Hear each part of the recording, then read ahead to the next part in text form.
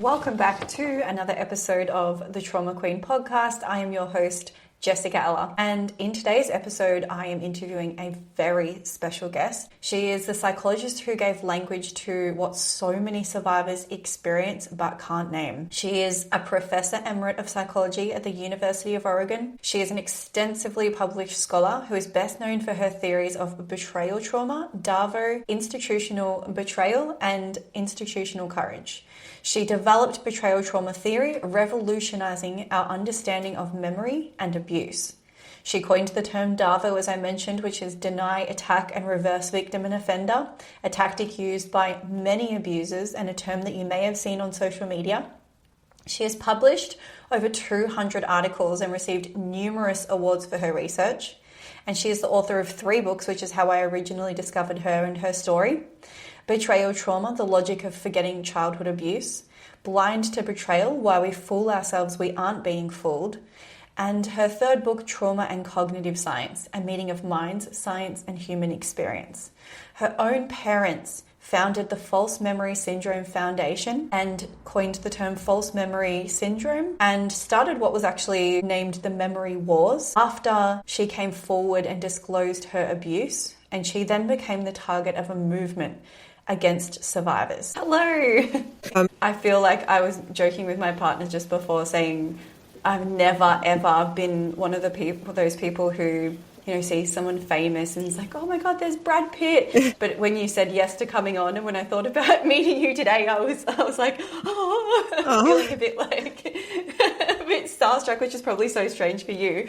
But I honestly just, I'm so honored that you have come on and that you're speaking with me and that I actually get to have an hour of your time. I've been looking forward to talking to you. Yeah. Well, again, thank you. Thank you so much. I don't know if I told you I thought I'd share. I've already done your intro before you came on, so I don't have to sit here and read all your accolades in front of you. Okay. But I don't know if I told you how I found you in my email. No. But I thought I would share it with you before we get started because it's really important, I think, to share and for you to realise the impact, I guess. And I'm sure you do realise the impact and you get plenty of people reaching out to you. But when I had first uncovered repressed memories, I didn't know what they were, obviously, like a lot of people.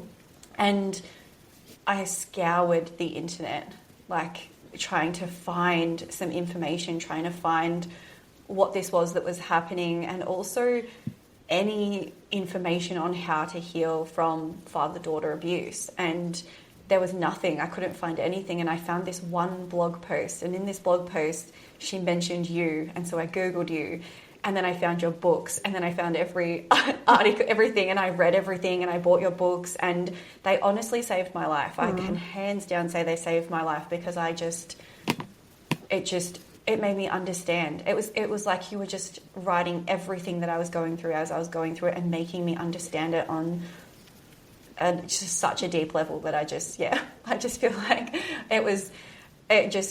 you've stayed with me forever. And that was 6 years ago. And I've bought multiple copies of your books and I give them to people when I think that they need them. And you're a big inspiration. Thank you for saying all that. I wanted you to know how impactful you are, which I hope you already know. So for those who don't know you, I've obviously done a little intro. Are you happy to share a little bit about your background and what led you to all of your work in repressed memory, trauma, betrayal trauma? Like what led you there? Yeah, sure. So in 1990, I was already a tenured professor of psychology with a specialty in memory and perception when I had the personal experience of recovering some memories and realized that all of my academic training and knowledge had not prepared me for this experience. And there was also quite a bit of media coverage of other people's recovered memories at that time. It was right before there was a really big backlash, but I was reading those too and realized it was just very poorly understood by academic psychologists. And there was a theory out there that people forgot things that were so painful, and that's why they forgot. And I really wanted to understand things, and that just didn't make sense to me because there are lots of painful things people cannot forget. Just being painful wouldn't be enough. And the tragic example is somebody who's lost a child to death. It's really hard to forget that, and that is so extraordinarily painful. So I just didn't think that was the explanation. And there were other explanations out there, but none of them seemed to account for what I was experiencing or reading about for other people. So I decided to figure it out. And so in 1990, that was late 1990.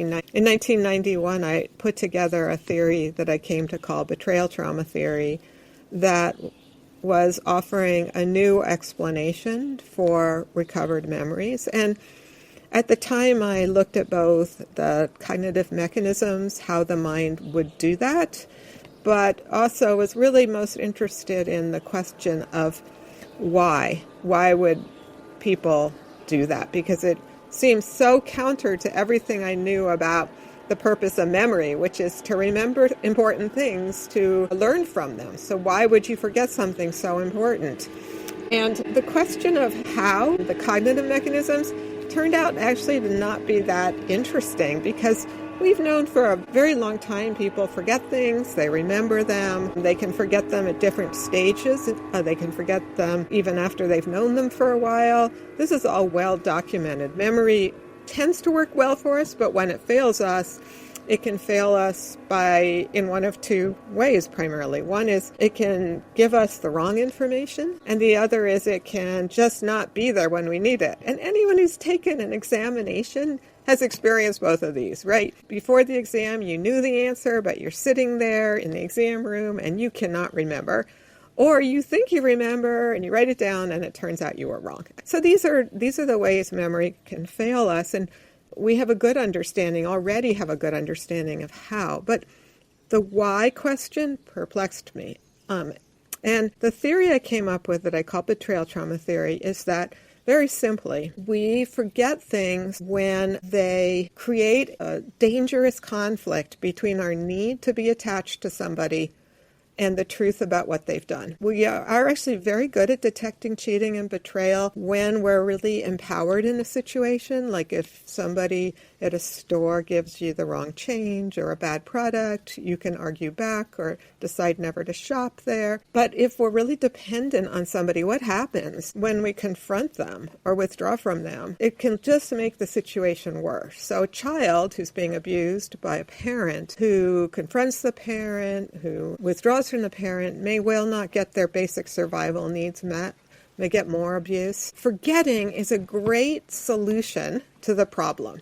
Because if you don't remember, then you can act like everything's okay and not threaten that relationship. And that's really the crux of betrayal trauma theory. It's about how our attachment system works, how it needs to prioritize relationships, and in relationships we are engaged, approachable, lovable. And when it's a dependency situation, like a child and a parent, the only sort of thing we can initially give the caregiver is that attachment. So you think about a baby and how they coo and smile. That's the reward for the caregiver, who then gives all these resources to keep that baby alive. And that continues to, lesser extent throughout childhood. That attachment system says, in essence, you need to stay attached. Your survival depends on it. And it often really, truly does. And the best way to stay attached is not to know about the bad stuff. So that was the theory, and then I set out to test it with years and years of research, and sure enough, we and then many other researchers found that people are more likely to forget the traumas that are perpetrated upon them by somebody they're dependent on and close to than to forget other things. So it wasn't about pain, and it wasn't about, another theory popular was overwhelm. It was really about this need to preserve a relationship that was leading to this forgetting. And it's a survival skill. It's brilliant. It does have a cost down the road, because once you get good at blocking out betrayal. It's hard to protect yourself when there are new betrayals. But in the childhood or in in a highly dependent adult relationship, it can keep you alive. Do you know as well, the question that I'm going a bit off script here, which I knew I would because my brain is like, why, in your opinion, I don't know if this has been researched or if you just have like a personal opinion or on it, but why do you think that sexual trauma is so much more commonly repressed than, say, the betrayal of a parent physically harming a child or, verbally abusing them? Why is it that sexual trauma is so much more commonly repressed? We don't know exactly, so I'll give you some thoughts about it. People do repress other kinds of abuse. And I want to come back to physical abuse in a moment, but just say emotional abuse is very tricky because people don't necessarily even know in any sense it's abuse. Like, it's just the environment they've grown up in. And so it can operate kind of differently. It's also hard to emotionally abuse somebody you're not close to. Emotional abuse usually is coming from somebody you're close to. And furthermore, it's usually not any kind of like discrete single episodes. It's usually a whole environment. So, everybody can say a mean thing once, and that's not emotional abuse. It's the repeated degradation and whatever that's going on. Whereas sexual abuse or physical abuse, that can be one incident. One rape can be sexual abuse. You don't have to repeat it for it to be a terrible experience. Physical abuse much more often happens in public. So usually it's happening in front of other family members or even out in front of strangers. It's harder to forget things when you've got an audience because it gets acknowledged and repeated. So it just creates a context where it's harder.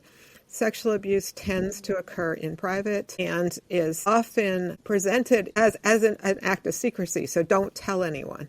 That's not usually what happens in physical abuse. And so it's got a different social context in which it occurs. All that probably plays a role. It's also possible there's something about sexuality itself, and I've written some about this, that allows people to more easily enter kind of a dissociative state, a trance state. I don't know. I have some suspicion that the sexual system is prone to, has a kind of ability to dissociate from other things, but that really awaits research.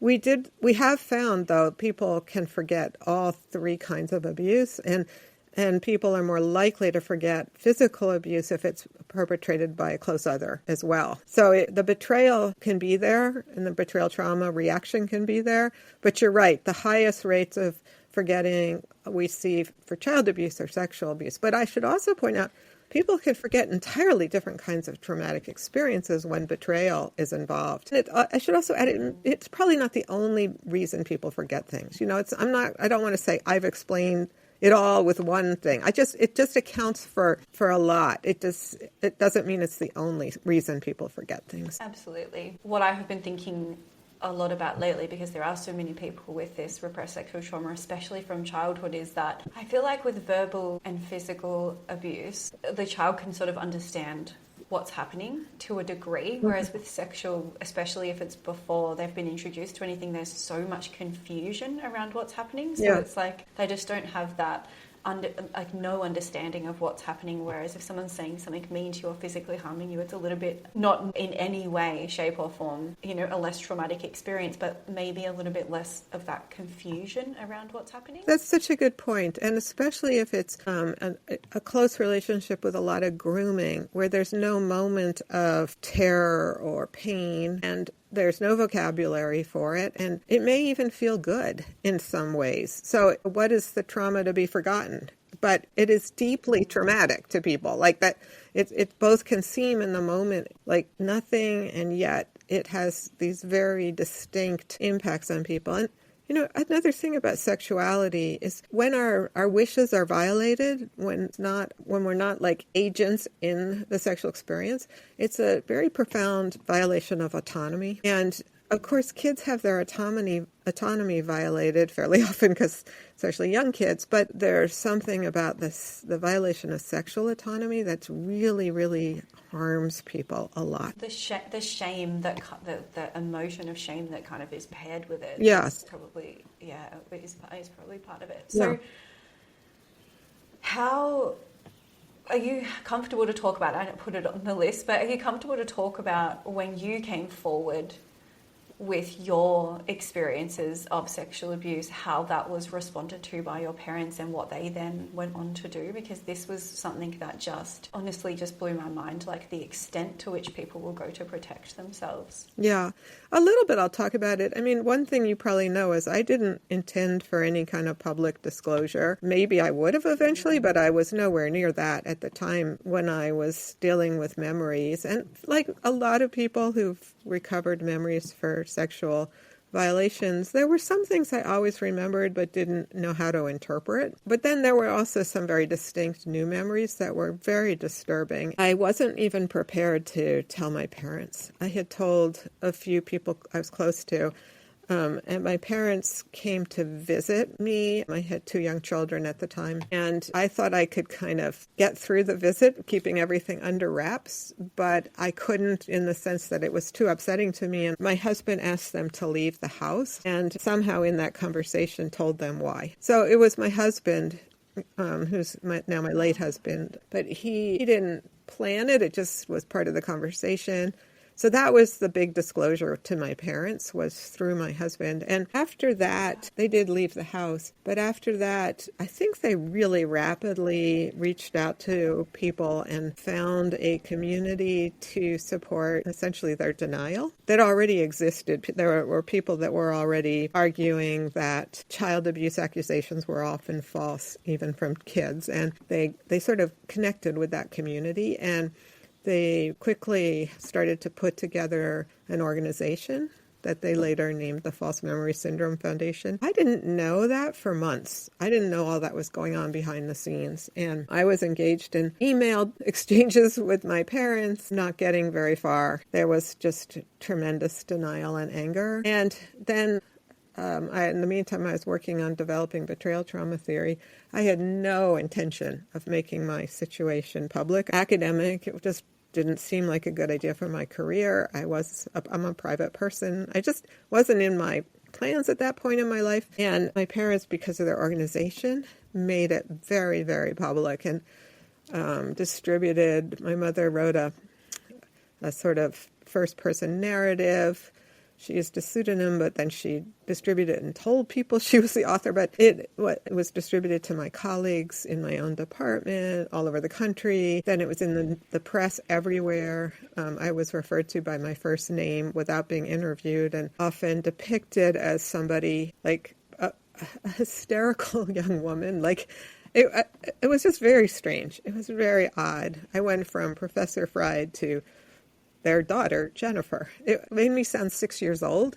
So it was extremely unpleasant, and I did my best to keep grounded and focus on my work and my family that I created with my late husband and our kids, and somehow weathered that, what really was many years, many difficult years. Eventually, things died down. The press lost interest. They stopped writing about me. And I got a lot of research ideas out of it. I mean, one of the ways I've always approached psychology as a researcher and a theoretician is by paying close attention to my own experience in the world and listening to other people describe what they experienced. And it was from all that I really got the germs of the idea of DARVO, which we can talk about, and eventually institutional betrayal. And I mean, it really, I tried to transform all that sort of nightmarish family dynamics into something good for myself and for the world.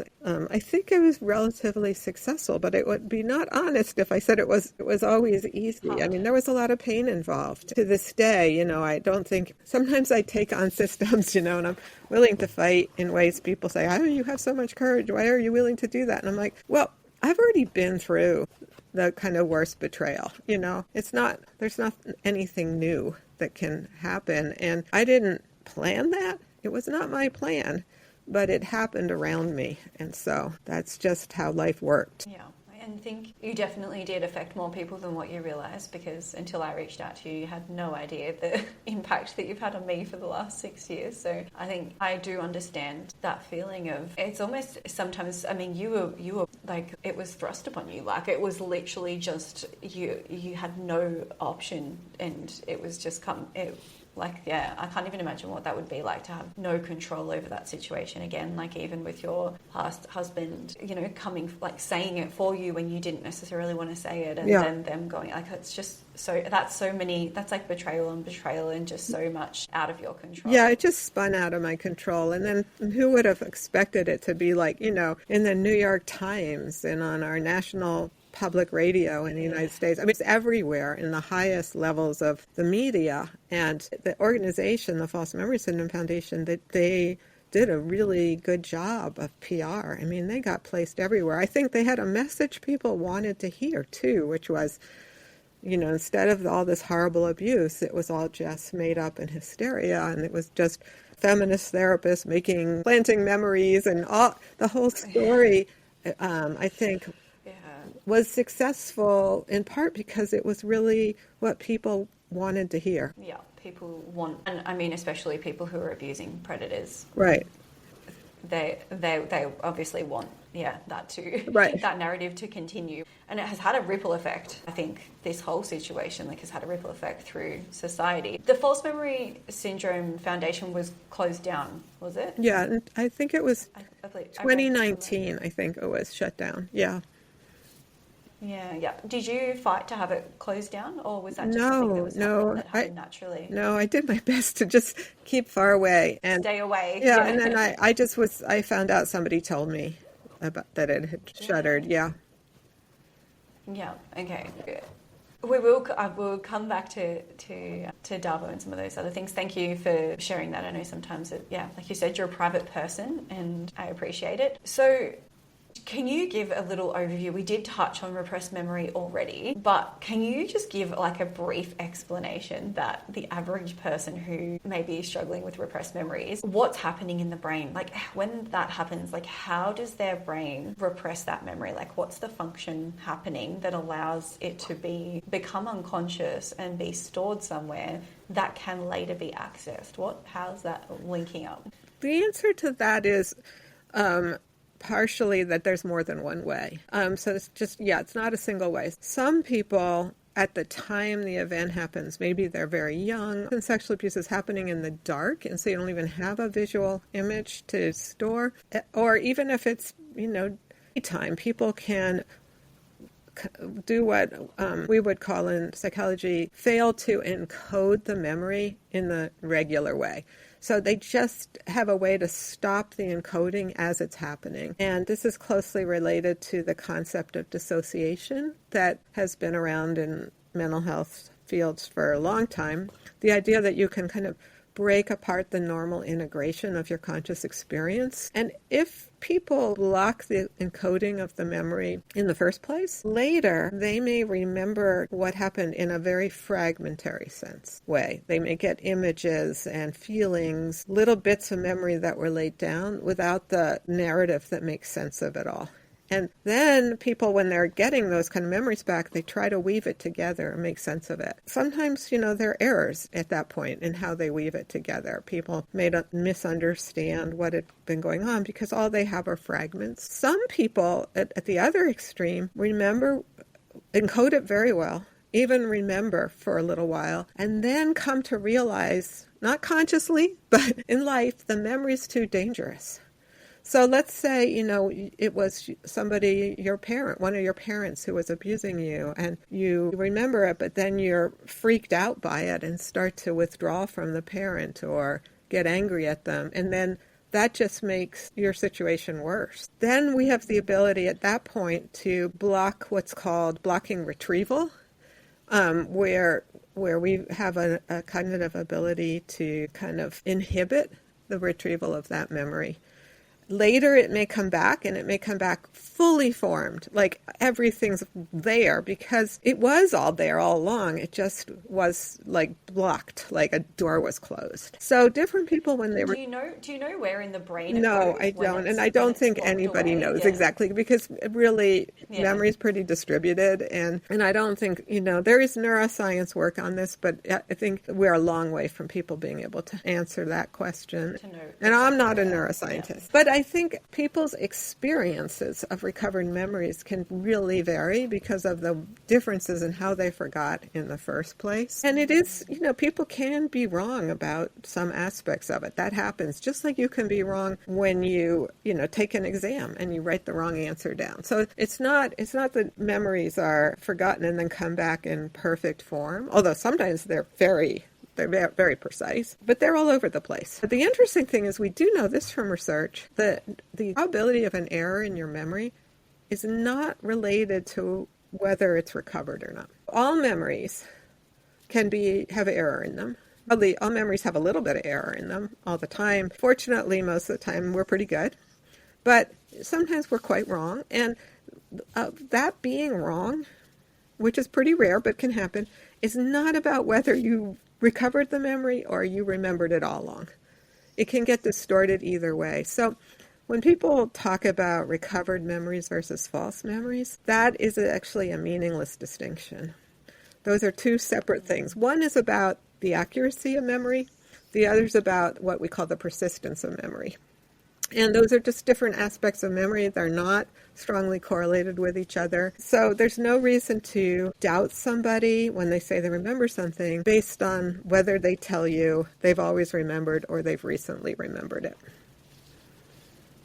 And people if they really think about it, have experiences of that in a positive way as well. For instance, someone could say, oh, we're going on a family holiday, and someone could go, I went on a family holiday there when I was a child. I completely forgot about that. Yeah. And they did. There is those positive examples as well. I'm so interested because as you're saying this, I'm thinking, well, mine came back quite like fully formed.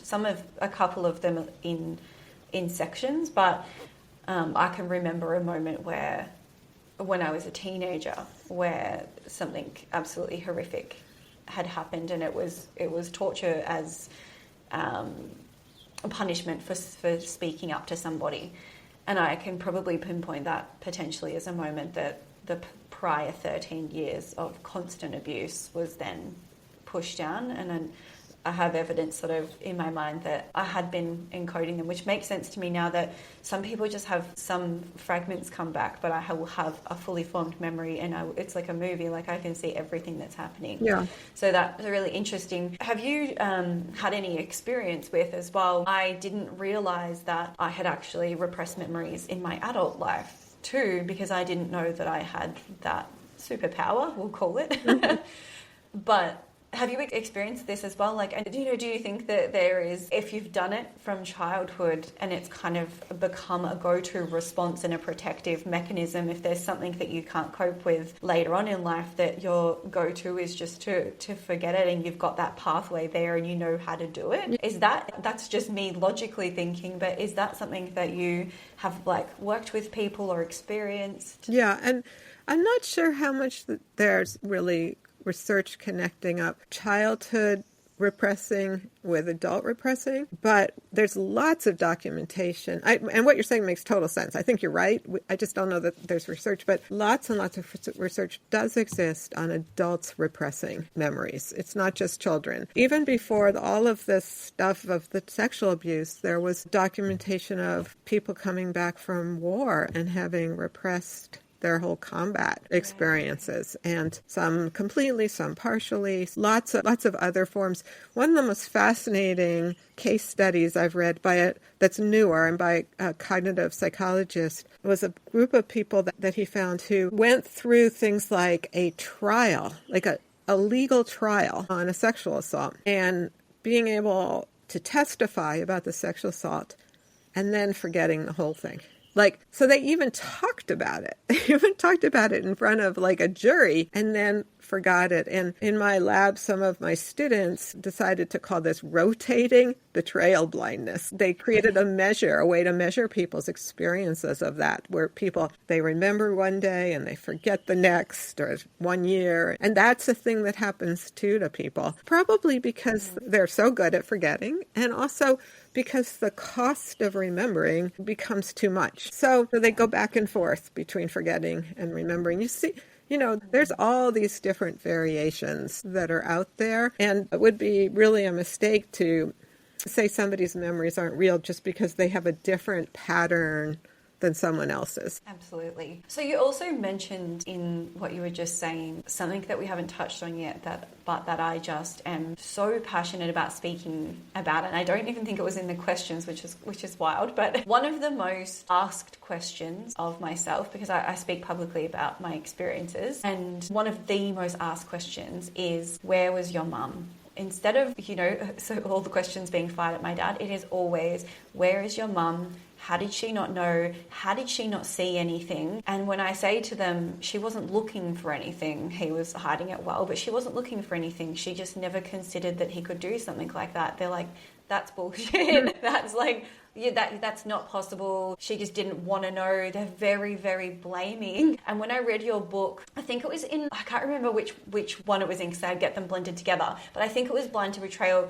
You talked about some pretty intense examples of people. I think there was a lady whose husband, and you supported her in court, and they thought that she was a part of the child abuse, but she actually had betrayal blindness. And so could you talk us through what is betrayal blindness, and how could a mother potentially completely miss that her child is being abused by the father?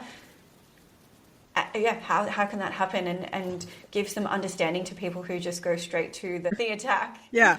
Well, so again, there's kind of different scenarios here. Some perpetrators really are able to hide the perpetration. They really know how to keep it secret. And in those cases, the mother or the other people not seeing it may be nothing other than you've got a very skilled perpetrator, and there's just not anything to see in some sense. And especially if the victim's able to cover it up. And, who's going to suspect their husband? Like, why would they even suspect? That's at sort of one end. At the other end, you've got the people who are experiencing abuse in a family where there are signs all over the place, but still it's not seen. And that would be an example of betrayal blindness occurring from the observers and the other family members as well.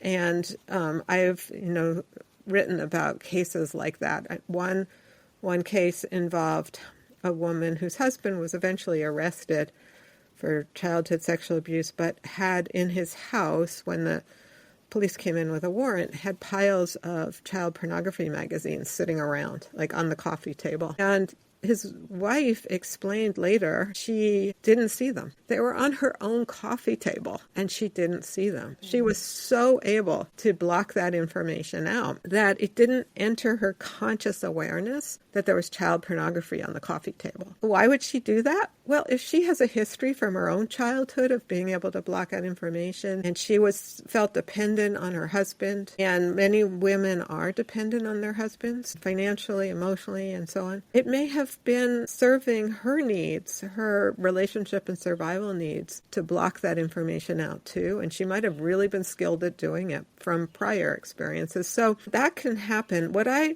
tell people, sometimes people feel really bad about themselves when they realize that they didn't see something that was there to be seen. And what I tell people is, this doesn't mean there's something wrong with you. It means actually just very skilled at protecting yourself. And it's not like you're a bad person or something's broken. You're actually got this power to not see things. Let me give you an example of how that power can help people. A family that has been written about a fair amount, what this well documented. There are two girls in the family, this a while ago. One of them was sexually abused by her father and was able to really repress it. Like, she got all through her childhood, teenage years, went off as an adult, it remembered it. And it was horrifying, and it came back in fragments, and it was a mess, and it was horrifying. But she did remember, eventually, but not as a kid. Her sister had also been sexually abused, but her sister had never forgotten. And her sister was sent away to boarding school, probably because the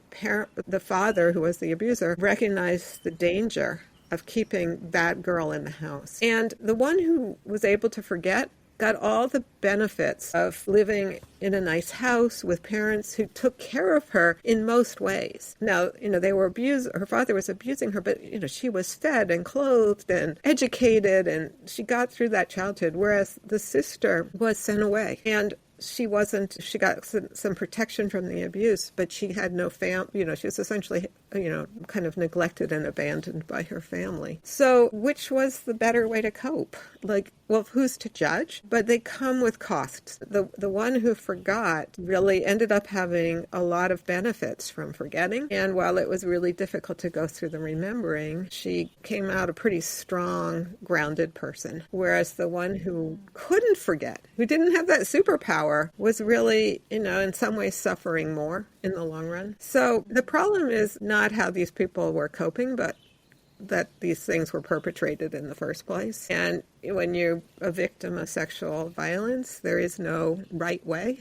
There's no single right way to deal with it. And whatever you do, it's like, it should be honored as you got through it. It's so interesting to me that they both had, the sexual abuse happening, but the way that their brains coped with it were different, and that one was able to repress and one wasn't. Because off the back of me 6 years ago coming forward and telling my family, my sister she's very aware that something has happened to her, because there is memories that I have of her, but she can't recall them. And my brother actually came forward and said that he had been abused too, but me kind of speaking up had kind of prompted him to have other memories and things. And for him it was amazing, because he had, not amazing, like awful, horrific, but he had been depressed and not really knowing why he was depressed on medication since he was a teenager, and it kind of explained a lot of his mental health issues. But it's so, I have this conversation with my brother and sister saying, how did all three of us repress it?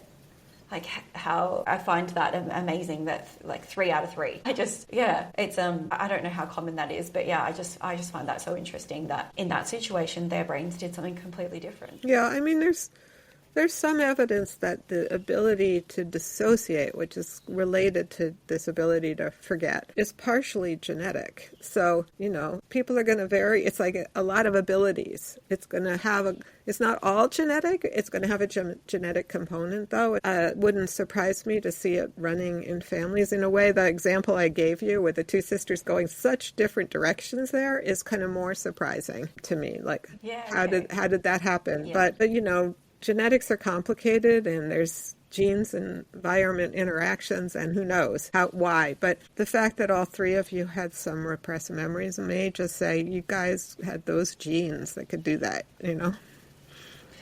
Yeah, and I think we probably had them from both sides of the family. So how common, and again, statistics are a little bit, it depends what country you're in, it depends who did the study and how many people they study and all the things, but how common do you think repressed memory is? Because it's like once I unlocked the door, I just started reading and started speaking. There's people everywhere that have got repressed memory, yet it's so taboo still. Do you know how common it is, roughly? Yeah, I mean, partly the answer there's going to be how you define it, measure it, and so on, but it does seem to be a sizable minority. Many studies are about 30% of people that have experienced sexual abuse in childhood have some amount of forgetting, and of course it varies from partial to really a dramatically complete forgetting, and you see really a range, but I would say it's quite common for childhood sexual abuse. One of the things we don't know is it's much harder to know if people never remember, then they can't report that they forgot, right? And so the only way you could study it is if you had, there are some clever research looking at people who've been admitted into a hospital for sexual trauma in childhood, and then 20 years later going and interviewing them and finding out what they remember. Such people do also show forgetting, where you can compare what the hospital documentation to what they can remember now. But that's not the typical experience for child sexual abuse. Most of us don't end up in the hospital because it's in the family and it's much more under the control of the perpetrator. So yeah, it's really difficult research to do, but my best guess is it's for children in families, it's around 30% forget. Yeah, okay. And I think these might be, I haven't crossed them off, but you're saying that there's no way for you to answer kind of around what unlocks a repressed memory to become conscious, like what it is that prompts it to come back, because I have had such a variety of stories from people sharing what prompted them to bring it back. Sometimes it's a similar experience or just a time that their children are the age that they were, and just like very random things. So have you ever seen personally any patterns in that? I read a study, but I can't recall now what study it was a while ago, that it's most common for people to recover memories in their 30s. It can happen anytime, but 30s are particularly higher probability. So that's an interesting thing there. And how much it's related to some biological factor of how the mind and brain are working, I don't know. But one possibility is it is about the demands of life being different. So when you're a kid, you get this benefit from forgetting, because it keeps you in the relationship. But when you're in your 30s, that benefit might have gone away. Like you're no longer financially dependent. The cost of forgetting becomes higher relative to the benefit. And especially if you're a parent and you want to protect your kids, because it's really hard to protect your kids from abuse if you don't remember the abuse you experienced. And that could, if it's abuse in the family, you want to protect the kids from the perpetrator. But if you've blocked it out, how do you do that? So I think a lot of people that do have young kids will be more likely to remember at ages similar to when they were kids, having that experience. To protect them. To protect them. But yeah, it's because not really known. A known. lot of people don't. Yeah, and a lot of people don't. And what I find is that my mum and my sister and I have ended up writing a children's book called Secret or Surprise, and it's like a book around secrets and surprises and, unhappy secrets, things like that. But a lot of people are really uncomfortable reading the book to their children. And what I'm finding is that a lot of mums that reach out that are kind of not sure how to read the book or are feeling like they don't want to read the book or actually have been sexually abused themselves and don't really want to don't want to remember, don't want to uncover. And so I feel like that betrayal blindness and their sort of inability to even cope with what happened to them, but also to then see, like, that betrayal blindness can also explain then why they don't bring the subject up with their children, why they then don't see it, and it just becomes generational. Is that what betrayal blindness can do? Yes. Absolutely. Yeah. Yeah. And they're not consciously doing that. That is a completely unconscious process. Usually correct? It is. I mean, sometimes people will make a conscious decision to pretend something didn't happen. So this can, let's say you've got infidelity in a marriage, and the person who's being cheated on might be aware there's infidelity and decide to pretend there's not because it's too disruptive to their life. So that can happen, but that's not what I would call betrayal blindness. What I call betrayal blindness is when it's happening without awareness, where people are blocking the information out, either at the moment they see it or later as they think about it, because it's dangerous to the relationship they need. And once people have gotten good at it, and it is very, very disruptive to be aware of betrayal. It makes it hard to preserve a relationship. In the best relationships, the healthiest relationships, one can be fully aware of, all the errors that have been made and can discuss them and repair, because humans are not perfect. We do hurt each other. We do betray each other. And a healthy relationship, this can all be discussed. But in an unhealthy relationship, if that's discussed, it can just mean the end of the relationship. And people have lots of reasons they don't want the relationship to end. And the great thing about betrayal blindness, or maybe the bad thing, is it can happen without your awareness. It can all be going on to protect it protects you. And the awareness would be actually interfering with it, right? It works best if you're not aware. It's hard to pretend. I should say that. It's hard to pretend. If you know you've been cheated and you're trying to pretend everything's okay, that's a lot of work. It's exhausting. That's what I feel about repressed memory in general as well, when you're saying before that not necessarily that the person who repressed had a better outcome. They did, but also that I think for me it was this feeling of, and I speak for many, I think, of what is wrong with me and why am I constantly struggling? Why do I feel dark? Why do I feel like I don't want to be here? Why do I have all this pain? And I was like, I couldn't figure out where it was coming from, and it was almost just, it was haunting me. And it wasn't until I uncovered the memories that I realized why I was kind of suffering so deeply. But I don't understand.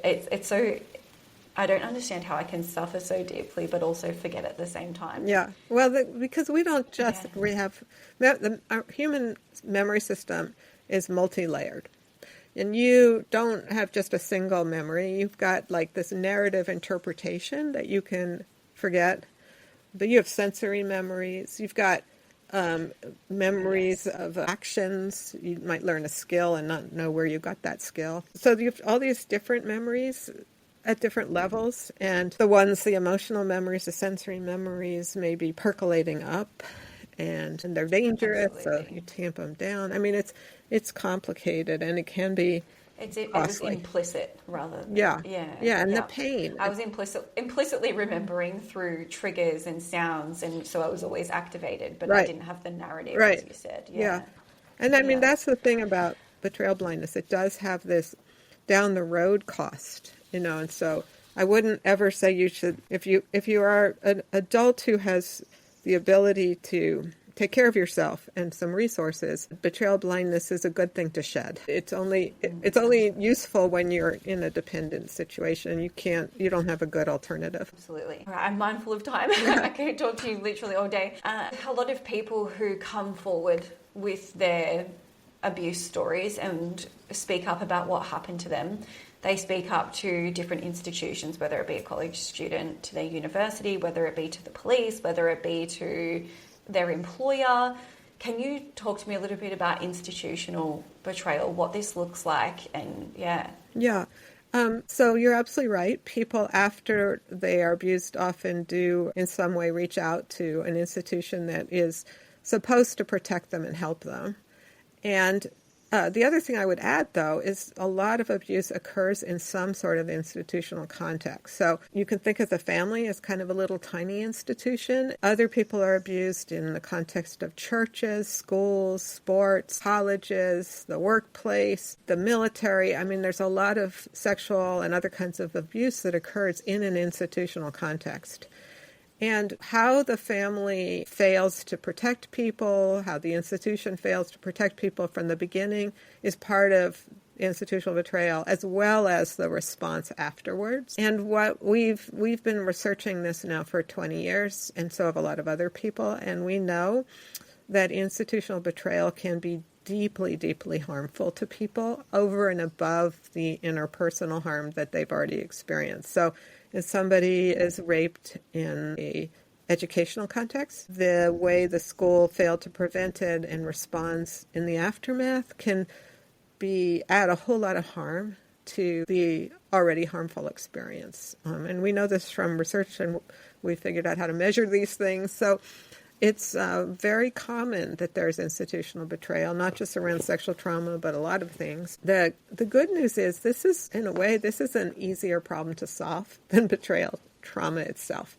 because betrayal trauma is about interpersonal relationships, the core there, and it's hard to have any control over that. But institutional betrayal occurs with larger groups of people where there's more of an ability to intervene and fix the systems. So I use the term institutional courage for a better way to do things and an approach that makes it less likely for institutional betrayal and helps heal if there has been institutional betrayal. And for people who are interested in this, I've written a lot about it, but also have formed a nonprofit organization called the Center for Institutional Courage that has lots of information about institutional betrayal and institutional courage and betrayal trauma and other things. So I do think this is something we can change in the world, and it would make a huge difference. I think we see a huge amount of institutional betrayal in the behavior of people with power in governments, and they use their power to have speak for the institution in a sense and do just really a lot of damage. This could all be changed, and I feel we could make the world a better place. And probably if we fix our institutions, it'll help us find ways to begin to fix the family, the more private kinds of betrayal that occur as well. You had to ripple down, ripple through. Yeah. So for anyone who doesn't know, I just wanted to, if you're happy to just describe to people what DARVO is. Yeah. And how that works, because it's very commonly used now. I see it all over social media, and I think of you every time. And so I would love to hear from you in your words what it is, what the acronym stands for, and also sort of how you discovered that, how that pattern shows up, and yeah. Yeah.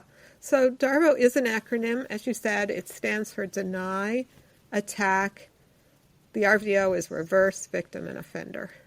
So deny, attack, reverse, victim, and offender. And it's a tactic somebody can use when they've been accused of something. So if you are a perpetrator of sexual violence and a victim says, you sexually assaulted me, that you as the perpetrator can deny it, you did it, attack the person, usually they attack their credibility, say there's something wrong with your memory, you're doing this for money, whatever it is. And then the really insidious, powerful part is reverse, victim, and offender.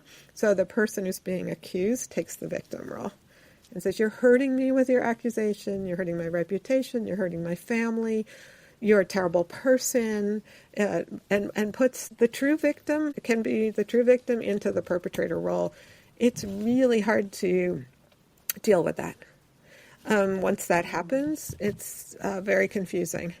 And it was something I came up with, and I came up with the term, the acronym, in the 90s, in large part because it happened to me. I was accused of having false memories, and so an attack on my credibility. And of course, what I was saying happened to me was denied.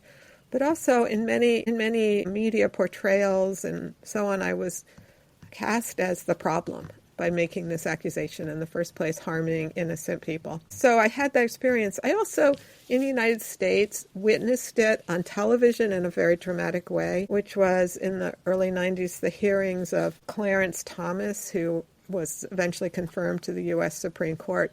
When he was being considered by the Senate Judiciary Committee, a former employee of his, Anita Hill, bravely testified about her experiences being sexually harassed by Clarence Thomas on national television. And the way she was treated by Clarence Thomas and the Senate Judiciary Committee and the media was all DARVO. She, what she said, and she was a very poised, compelling person. Nonetheless, they painted her as not credible and the perpetrator of some terrible harm that was being done. And, I knew this wasn't just my experience. I knew this was something happening to a lot of people, and that it was something that many, many sex offenders used. Now, somebody could use DARVO even when they are truly innocent, but it's a very effective way to deflect blame. And I always want to add, you don't have to use DARVO if you are innocent. There's no reason to do that. You don't need to get aggressive like that. You can say, that's not how I remember things. I don't think that's what happened. But you don't have to attack the person in that way. It's really a harmful thing to do to people. And we know, because now there's a lot of research on DARVO, it is harmful. It hurts the person who gets DARVO'd, the one who's, being put into this role of not credible and the offender. But it also confuses observers. People who are witnessing DARVO get all confused about, wait, who did what? It's something I really would like to see us find ways to stop. The one thing we know from our research is if we do teach people about it, they're less susceptible to it. So I do think it's good for people to know. And I should also add, awareness. It can be done by individuals, like Clarence Thomas or, a person being accused, but it can be done by institutions. So the Senate Judiciary Committee, it can be done at an institutional level, and it's really, really harmful either way, both ways. So it's very closely related to institutional betrayal as well. And I think you're so right in saying, like, the awareness of it is sometimes not powerful enough, but very powerful, because I know that for me, my father did. He didn't start a foundation, but he went through those steps of instant denial, attack every part of my personality, call everybody that we knew, started to turn them against, and then reversed that order. And it was so clear as day. But I think what happens is when you've been abused and your self-worth is extremely low and you don't trust yourself, and you've got, you've been developed into this person who doesn't have any self-trust and who almost self-gaslights. When somebody denies and attacks you, you take it on and you think, am I lying? Am I making it up? Maybe there's something wrong with me. And if you already have that trauma, you're almost more susceptible to taking that on and them getting away with it. Whereas once you see DARVO and you can kind of step back and see what they're actually doing, it gave me anyway this awareness of, hold on a minute. Hold on, he's doing the thing. He's doing the steps. This is what's happening. It's not me. And it was really powerful when I learned about it and read about it. And it really helped me to get through and have conviction in what I knew and what I remembered, and knowing that he was acting the way that he was acting, because that was...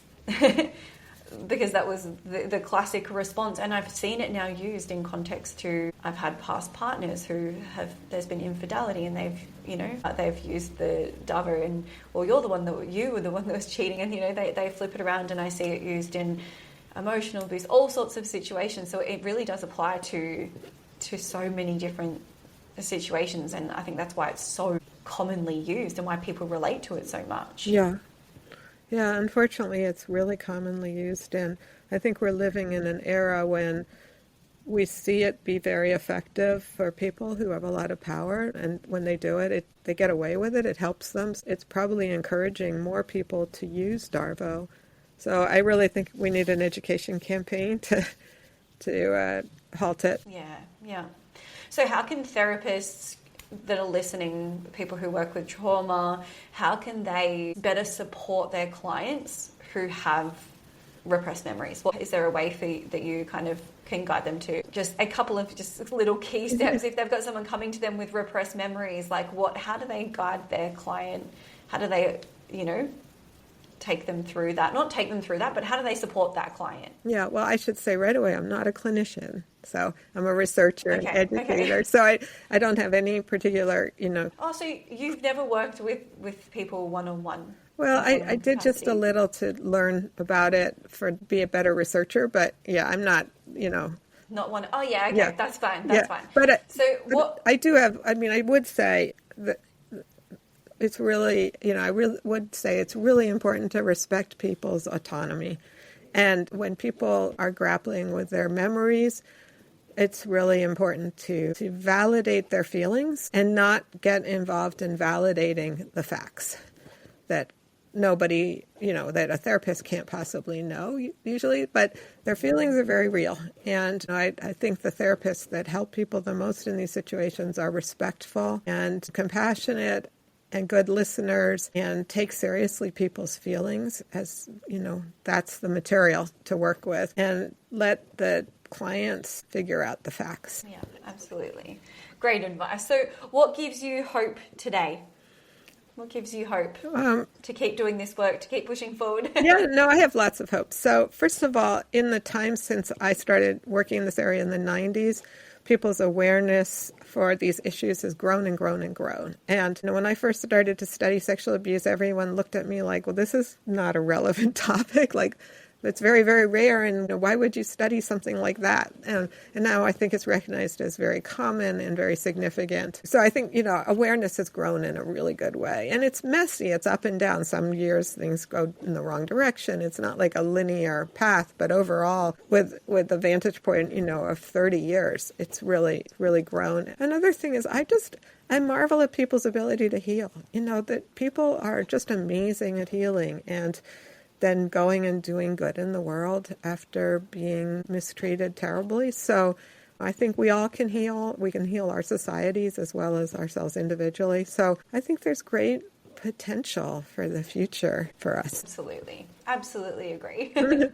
So where can people find your work or get involved in supporting institutional courage? Where can they find you? Where can they support you, get involved, help in any way, donate? Where's the ways to do that? Yeah, well, we love support at the Center for Institutional Courage. It's institutionalcourage.org. So just the words institutional courage run together, all lowercase .org. And then there's lots and lots of resources there. And then I also have posted lots of resources on both my website at the University of Oregon, where I was on the faculty, as well as my personal website that's easier to get to, and then you can follow links, and that's jjfreyd, my last name, .com. And, I think people will find lots of resources and materials in those two places. And anyone who's feeling at all inclined to make a donation to the Center for Institutional Courage, that would be completely lovely. We, I think, do a lot of really good work, and we're entirely dependent on people's generous donations.